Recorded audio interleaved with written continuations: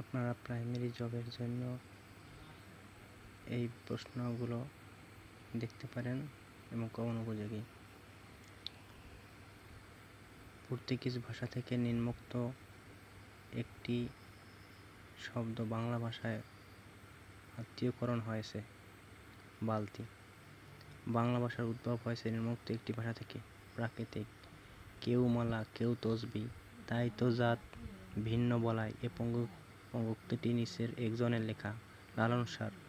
হযরত মুহাম্মদ সাল্লাল্লাহু আলাইহি ওয়াসাল্লাম ছিলেন একজন আদর্শ মানব। বাক্যটি নিম্নোক্ত একটি শ্রেণীর সরল।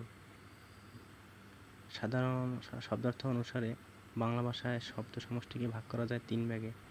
মানব জীবন, মহৎ জীবন, উন্নত জীবন প্রভৃতি গ্রন্থের রচয়িতা মোহাম্মদ লুৎফর রহমান। সিরাজাম মুনিরা কাব্যের রচয়িতার নাম ফররুখ আহমেদ। স্বরলিত শব্দের সন্ধিবিচ্ছেদ স্বরযকৃত। বীরবল নিম্নোক্ত একজন লেখকের নাম ছদ্মনাম প্রমথ চৌধুরী। লাপাত্তা শব্দের লা উপসর্গটি বাংলা ভাষায় এসেছে আরবি ভাষা থেকে। মধুর চেয়েও আছে মধুর, সে এ আমার দেশের মাটি, আমার দেশের পথের ধুলা খাঁটি, সোনার চাইতেও খাঁটি। কবিতা এই অংশ বিশেষের রচয়িতা সত্যেন্দ্রনাথ দত্ত। কোন গ্রন্থটি ঢাকা হতে প্রথম প্রকাশিত হয়েছিল? নীলদর্পণ। পথিক তুমি কি পথ হারাইছ কথাটি কার? বঙ্কিমচন্দ্র চট্টোপাধ্যায়ের।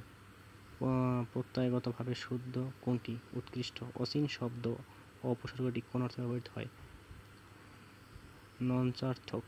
কবি কাজী নজরুল ইসলাম সঞ্চিতা কাব্যটি কাকে উপসর্গ করেছিলেন? রবীন্দ্রনাথ ঠাকুর। কোন উপন্যাসটির রচয়িতা রবীন্দ্রনাথ? ঘরে বাইরে। 21শে ফেব্রুয়ারি গ্রন্থের সম্পাদক কে ছিলেন? হাসান হাফিজুর রহমান।